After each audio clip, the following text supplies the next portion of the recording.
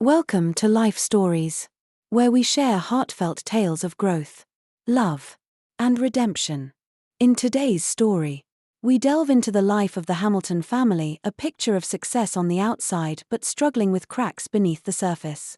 Join us as we explore their journey, from moments of tension and heartbreak to the power of second chances and the rediscovery of what truly matters. It's a story of family, forgiveness, and finding balance in a chaotic world. Don't forget to like, share, and subscribe to Life Stories to begin this heartfelt journey with us today. The Hamilton family was everything that New Yorkers aspired to be. At least, that was how it seemed from the outside. Richard Hamilton, a man of towering reputation in the legal world, had built an image that commanded respect. He was the kind of attorney who could walk into a courtroom and silence it with just his presence. Known for his sharp intellect and unrelenting drive, Richard was the lawyer you wanted when everything was on the line. Outside of the courtroom, he appeared to be the devoted family man, his dedication to his wife Catherine and their two children, Emma and Jack, completing the picture of success. Richard's image was immaculate. The city admired him. His colleagues envied him. Even his competitors, though begrudgingly, spoke of him with a certain awe. But, like so many perfect pictures, the Hamiltons' life had cracks beneath the glossy exterior. At home, Richard was a man driven by ambition. That same determination that won him case after case often left little room for anything else. His family saw more of his absence than his presence. He remembered birthdays and anniversaries, but only in the form of extravagant gifts delivered by couriers while he remained stuck in another high-stakes meeting. Emma, at 7 years old, was mature beyond her years, often shouldering the emotional load that a child her age shouldn't have to bear. She had learned to sense the invisible tension that hovered in their penthouse apartment. Her younger brother, Jack, just 5, was a whirlwind of energy, still clinging to the hope that maybe today would be the day his father noticed his Lego creation or joined him for a game. Catherine, Richard's wife, knew this routine all too well. She had once fallen for the same ambition that now felt like a weight she couldn't escape. When they first met, Richard's promises of a future filled with success and security had been irresistible. Over time, though, those promises felt less like opportunities and more like golden handcuffs. Catherine had mastered the art of appearances. At galas, charity events, and Emma's school functions, she shone effortlessly, her charm and elegance ensuring the Hamilton name stayed synonymous with perfection. The media adored her. She was the quintessential Manhattan socialite, her image gracing magazines and social feeds alike. But when the makeup came off, and the penthouse was quiet, Catherine often sat alone with her thoughts, wondering how long she could keep up the charade. Emma and Jack didn't fully understand their parents' dynamic, but they felt the distance. Emma, perceptive as ever, often stepped in as a peacemaker, sensing when Catherine's patience was wearing thin or when Richard's stress levels spiked. Jack, ever hopeful, still threw himself at his father with enthusiasm, his joy unbroken by years of disappointments. But even at his young age, he had begun to ask questions like, "Will Dad be home for dinner tonight?" Questions that Catherine struggled to answer honestly. For all of Richard's flaws, Catherine tried to fill the void. She hired tutors and signed the children up for a flurry of extracurricular activities. Their days were filled with ballet classes for Emma, soccer practice for Jack, and meticulously planned playdates. Yet, no amount of scheduling could replace what the children truly needed, the warmth of their father's attention. One evening, as the sun dipped behind the Manhattan skyline, painting their penthouse in shades of gold and crimson, Emma sat by the window hugging her favorite stuffed bunny. She gazed out at the city below, her young mind unable to articulate the longing she felt but knowing deep down that something was missing. Across the hall, Catherine stood before the gilded mirror in her dressing room, adjusting the clasp of her diamond necklace. Her reflection stared back at her, a vision of sophistication and grace, but she couldn't ignore the emptiness in her eyes. She sighed, reaching for her lipstick and applying it as though it were a shield. Richard emerged from his home office, phone glued to his ear, his voice sharp and decisive as he discussed a strategy for an upcoming case. Catherine glanced at him, her expression unreadable. When his call ended, she asked lightly, "Will you join us for dinner tomorrow? The kids would love to see you." "I'll try," Richard replied, not looking up as he scrolled through emails. No promises. "Big meeting in the morning." Catherine pressed her lips into a thin line. The weight of those two words, no promises, heavier than he could ever know. That night, as Catherine tucked the children into bed, she read Jack his favorite story, her voice steady even as her heart felt heavy. Emma, already wise to the world around her, kissed her mother on the cheek and whispered, "It's okay, Mom. Maybe next time." Catherine smiled, a brittle thing that barely touched her eyes, and left the room. Alone in her own bedroom later that night, she scrolled through social media, her feed flooded with smiling families and milestones she couldn't bring herself to share. In the next room, the glow of Richard's laptop cast shadows on the walls as he worked late into the night. The Hamiltons, from the outside, seemed to have it all. But as Catherine watched her husband retreat further into his work, she couldn't help but wonder how much longer they could hold on to the illusion of a perfect family. The arrival of Sophie Bennet into the Hamilton household marked the beginning of subtle yet significant changes. Sophie, a young woman in her mid-20s, had warm eyes that radiated kindness and a calm confidence that immediately put others at ease.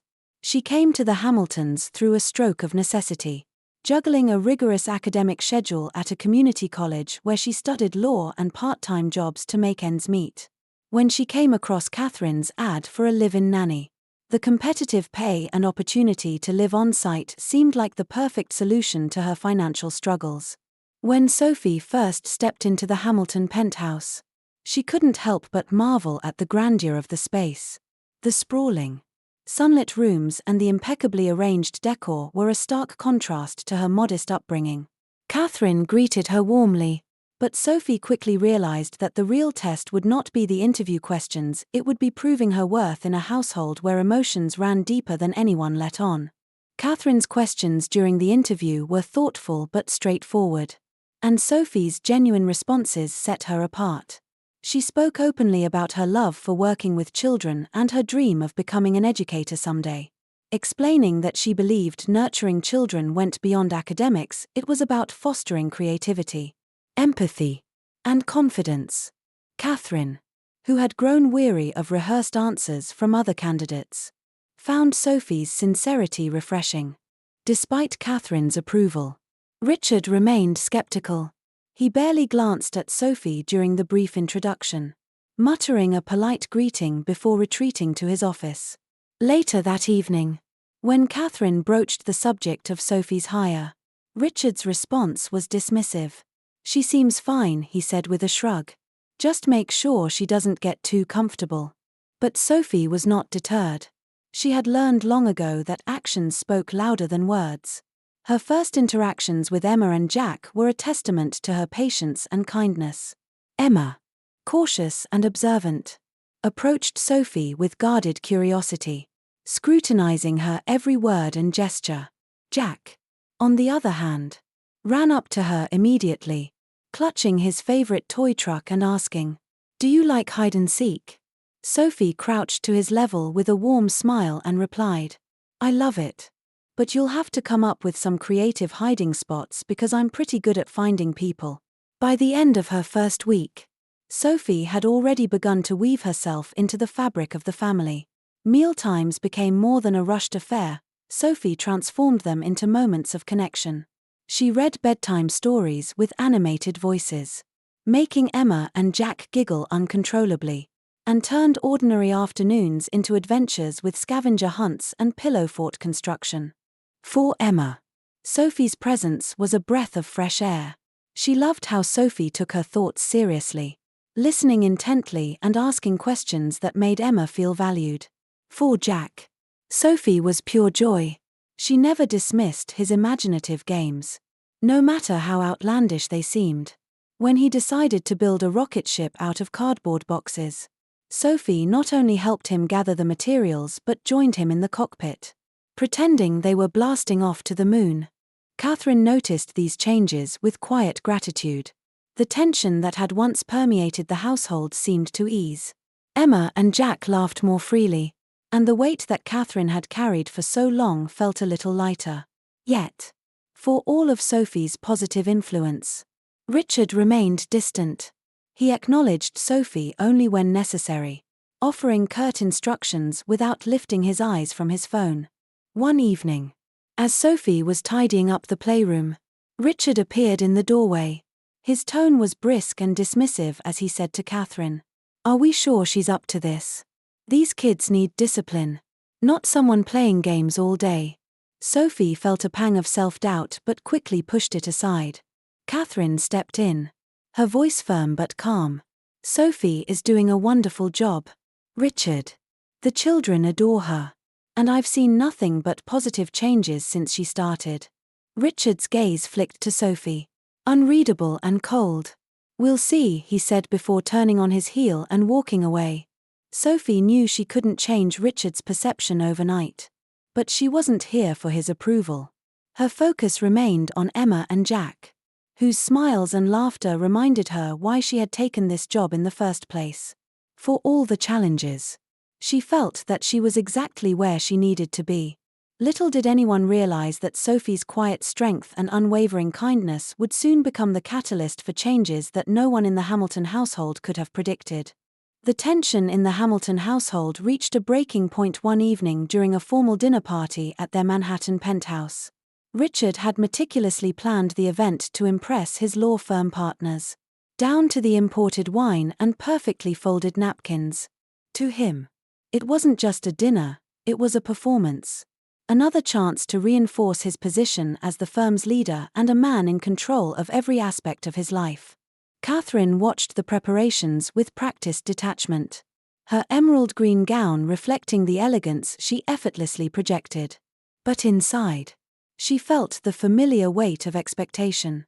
The perfection Richard demanded wasn't just about the food or the decor, it extended to her role as his dutiful wife, smiling gracefully while ensuring the evening ran flawlessly. In the midst of the whirlwind, Sophie was quietly tending to Emma and Jack in the playroom.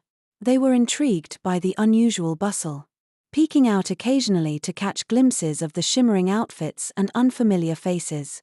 "Why are there so many plates, Mom?"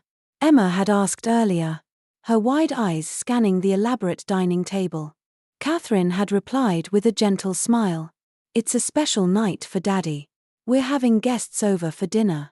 Jack, clutching Sophie's hand, had asked hopefully, "Can we come too?"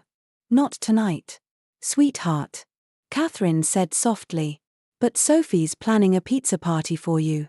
Doesn't that sound fun?" Sophie, ever quick to diffuse disappointment, had leaned in with an enthusiastic grin. "We'll even have a movie, maybe Toy Story." Jack's face lit up, and Emma, though more subdued, nodded in approval. As the evening unfolded, Sophie kept the children entertained while the dinner party buzzed on. The penthouse shimmered under soft lighting, the laughter and clinking of glasses filling the air. Richard was in his element, weaving tales of his courtroom victories with all the flair of a seasoned storyteller. His audience, a mix of senior partners and ambitious associates, hung on his every word, laughing in the right places and nodding with admiration. Sophie, while collecting empty glasses from the playroom, overheard snippets of Richard's conversation. "Running a firm like ours takes discipline," he said, his voice laced with pride. "You can't let distractions derail your focus. My family understands that." Sophie paused in the doorway, her stomach twisting. The words felt hollow, almost rehearsed. She thought of Emma and Jack's longing glances and Catherine's silent battles. The disconnect between Richard's public persona and his private reality was stark. Later in the evening, as Sophie was about to retreat to her room, Richard called out to her, his tone unmistakably performative. "Sophie," he said, raising his glass slightly, "you've been hovering in the background all evening. Why don't you join us for a moment?" The room quieted, all eyes turning to Sophie. She froze, her instincts warning her that this wasn't a genuine invitation. Richard's smile was thin, his gaze sharp. "I was just telling my colleagues about the complexities of contract law," he continued. "Tell me, since you've been working here, have you picked up anything about the subject?" There was a ripple of laughter, and Sophie's grip on the tray she held tightened. She met Richard's gaze, her voice calm but steady. "I can't say it's come up in my day-to-day duties. Why do you ask?" Richard leaned forward, clearly setting up for a punchline. "Let's see what you'd do with a hypothetical situation. If a client breaches a confidentiality agreement but claims coercion, how might you approach their defense?" The room fell silent, the question hanging in the air. Sophie felt the weight of every gaze, but she refused to shrink. She placed the tray down and stepped forward. "Well," she began, her voice measured, "coercion would fall under duress in contract law, which could invalidate the agreement if proven. The first step would be to examine the circumstances under which the contract was signed: explicit threats, undue influence. If coercion holds, the confidentiality clause might be voided." Her words were clear, her delivery confident. The room, which had been primed for her to falter, instead filled with murmurs of admiration. One partner leaned forward, intrigued. "That's an excellent analysis," he said. "Where did you study?" Sophie smiled politely. "I'm just a nanny who happens to study law at community college." The laughter that followed wasn't mocking but warm and impressed. Catherine, seated at the table, let out a laugh of her own, loud and genuine. It cut through the tension, filling the room with unexpected levity. Meanwhile, Richard sat stiffly, his smirk replaced by a tight-lipped expression. Sophie's poised response had clearly unsettled him, and Catherine, catching his reaction, raised an eyebrow. "David," she said with playful sharpness, "it seems you've underestimated Sophie. Maybe you should be taking notes." The rest of the evening continued, but the atmosphere had shifted. For the first time, Richard wasn't the only commanding presence in the room, and as Sophie returned to the playroom, she couldn't help but feel a small flicker of satisfaction. For a moment, she had shown the Hamilton household and Richard that appearances weren't everything. The aftermath of the dinner party left an undeniable ripple in the Hamilton household. Catherine couldn't forget the look on Richard's face when Sophie had delivered her confident analysis, effortlessly turning what was meant to be a moment of humiliation into one of triumph. For the first time in years, Catherine had laughed without restraint. But the memory was bittersweet. It wasn't just about Sophie, it was about the cracks in their life that the evening had exposed.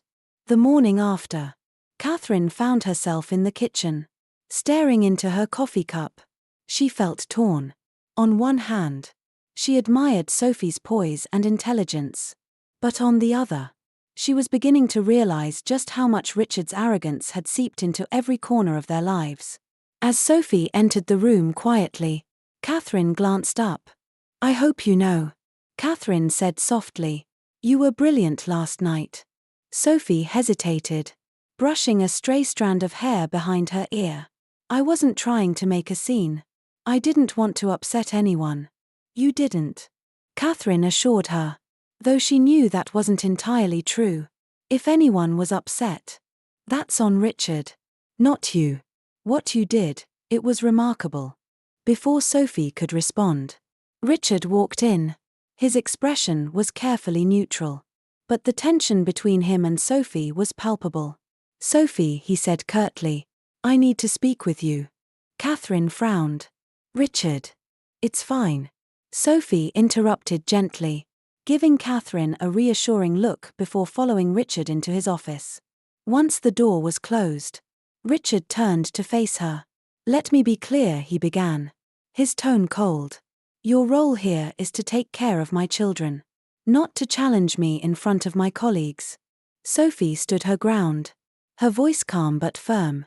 With all due respect, Mr. Hamilton, you're the one who put me on the spot. I wasn't trying to challenge you, I simply answered your question. Richard's jaw tightened. He wasn't used to being spoken to this way, especially by someone he considered an employee. Regardless, he said sharply, I won't tolerate being undermined in my own home. Sophie felt a flicker of anger but suppressed it. I understand your frustration. But my priority has always been your children. I'm here for them, not for appearances. Richard didn't respond immediately. For a brief moment, something in his expression softened. But it was fleeting. Just, stay in your lane, he muttered before dismissing her with a wave. Sophie left the office with a heavy heart. She wasn't sure how much longer she could tolerate Richard's dismissiveness. But the thought of leaving Emma and Jack was unbearable. Later that day, as Sophie helped Jack with a puzzle in the living room, Catherine approached her. Is everything all right? Catherine asked, her voice low. Sophie hesitated before answering. I don't think Richard wants me here anymore. Catherine sighed, sitting beside her on the floor. Richard doesn't know what he wants.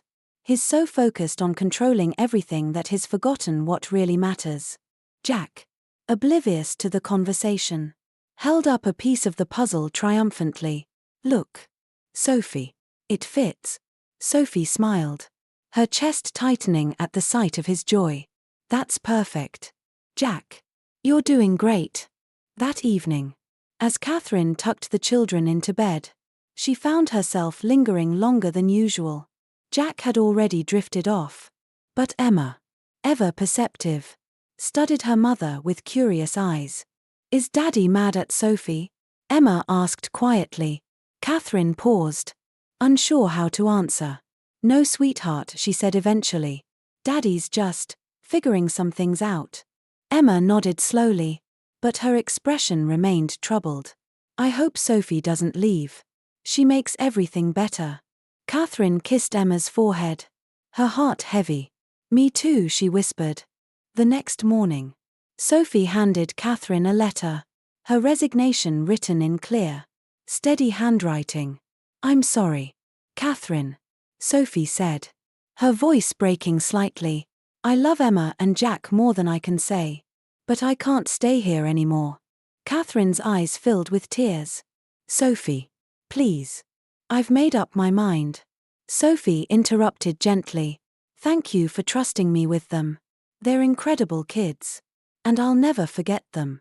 When Richard learned of Sophie's decision later that day, Catherine confronted him.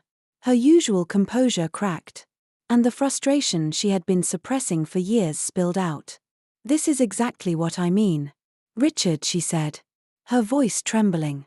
You push everyone away. You treat people like they're beneath you, including your own family. If you don't change, you're going to lose everything. For the first time in years, Richard didn't have a response. He watched as Catherine walked away, her words echoing in the silence. The Hamilton household had reached a crossroads. And for Richard, the choice was clear, either change or watch everything he held dear slip away. Richard Hamilton was not a man accustomed to reflection. But in the days following Sophie's resignation, he found himself doing just that. Catherine's words echoed in his mind. Sharp and unrelenting, you push everyone away. You treat people like they're beneath you. If you don't change, you're going to lose everything. For the first time in years, Richard felt the weight of his choices, not just professionally but personally. The house felt quieter without Sophie's presence. Emma and Jack asked about her constantly. When is Sophie coming back? Jack asked one evening during dinner, his little face scrunched in confusion. Richard couldn't meet his son's gaze, mumbling an excuse about Sophie having other responsibilities.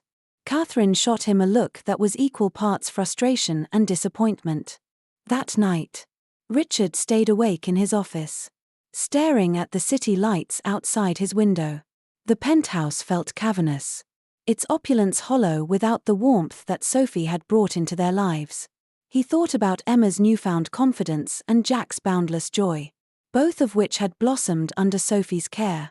He thought about Catherine, how she had borne the weight of holding their family together while he had been too consumed by his work to notice. By the morning, Richard had made a decision. Change wasn't just necessary, it was overdue. His first step was reaching out to Sophie. "Sophie, it's Richard Hamilton," he said, leaving her a voicemail. His voice was uncharacteristically humble. "I'd like to meet with you. Please let me know when you're available." To his surprise, Sophie agreed. When she arrived at his office later that week, she was dressed in a sharp blazer and slacks, her usual warmth tempered by caution. She greeted him politely, her posture guarded. "Thank you for coming," Richard said, gesturing for her to sit. Sophie hesitated but took the chair nearest the door.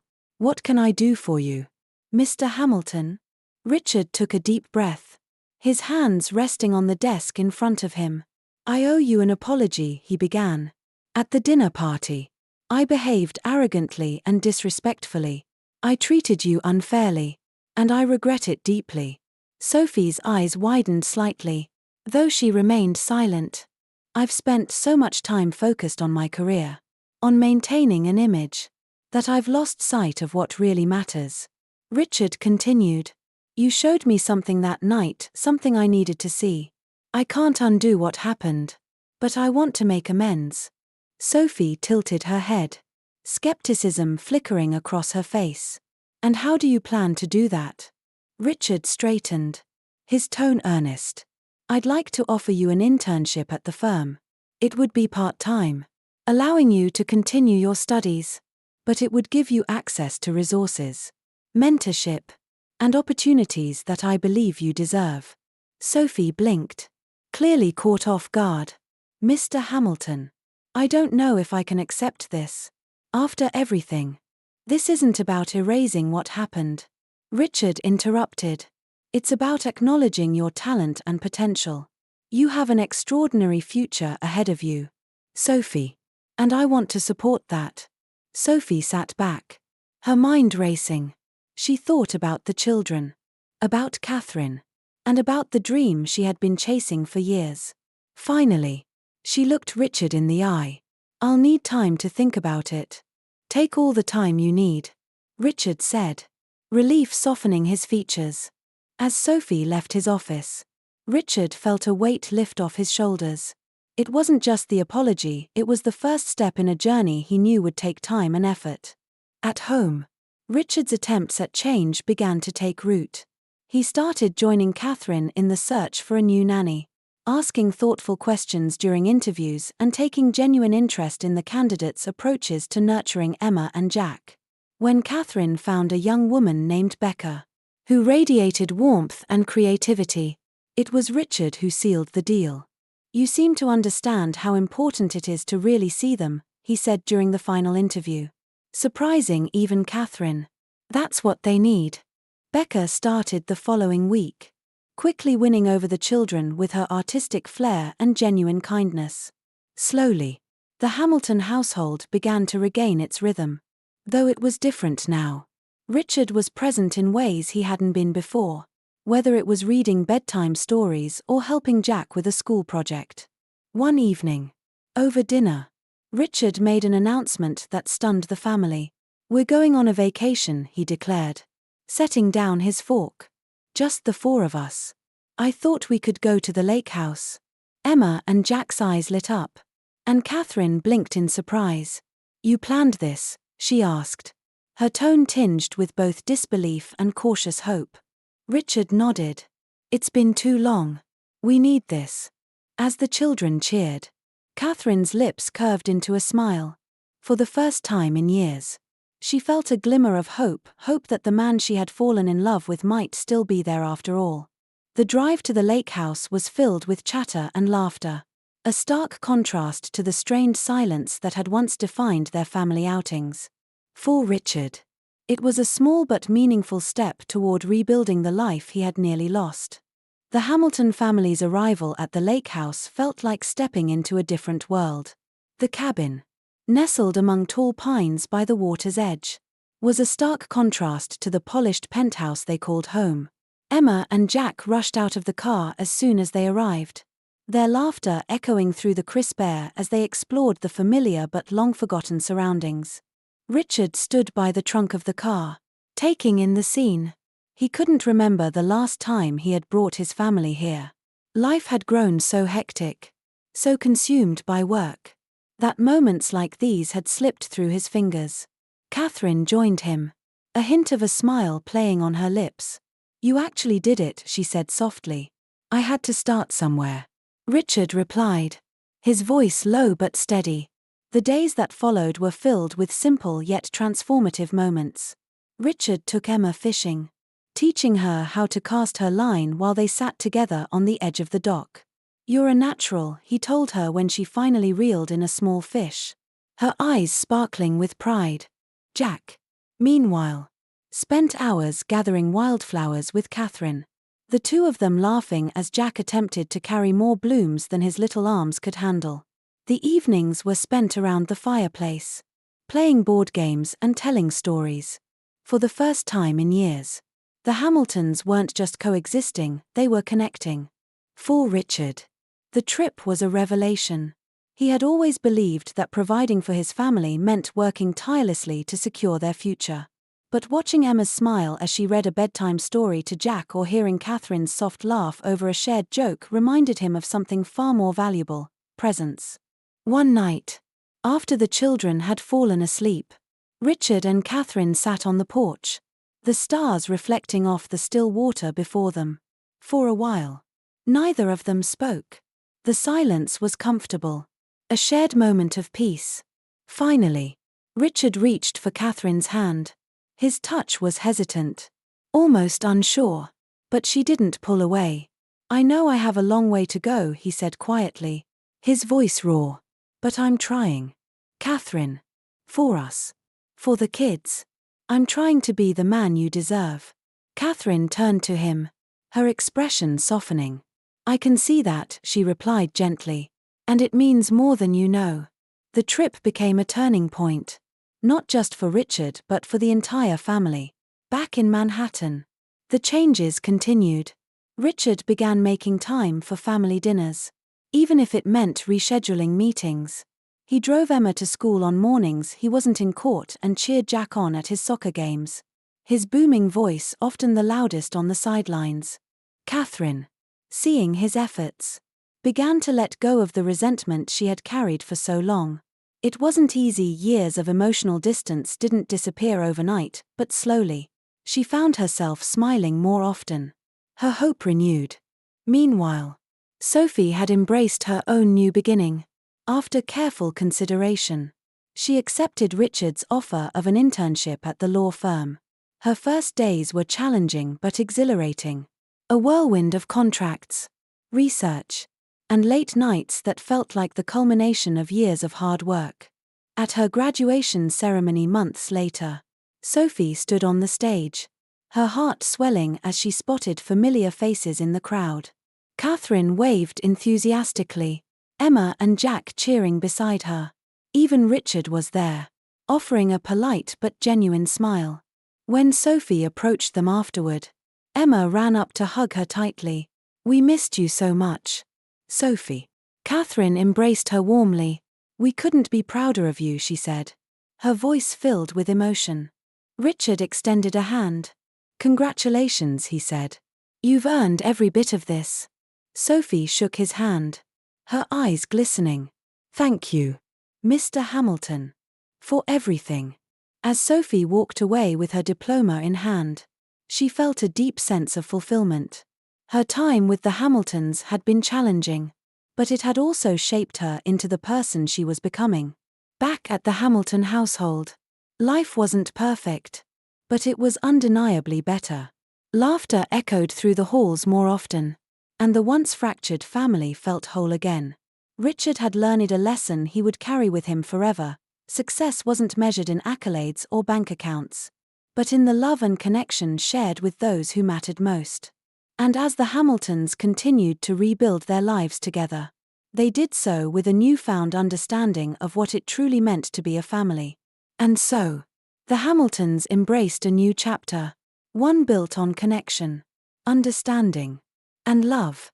Richard learned that success isn't about appearances or accolades but about being present for the people who matter most. Catherine found hope in their renewed bond, while Emma and Jack thrived in the warmth of a family that was finally coming together. Sophie, too, walked away stronger, her time with the Hamiltons shaping her path as she pursued her dreams.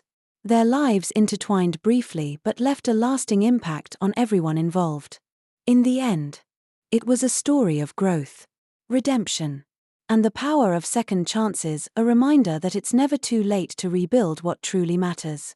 Thank you for joining us for this heartfelt journey.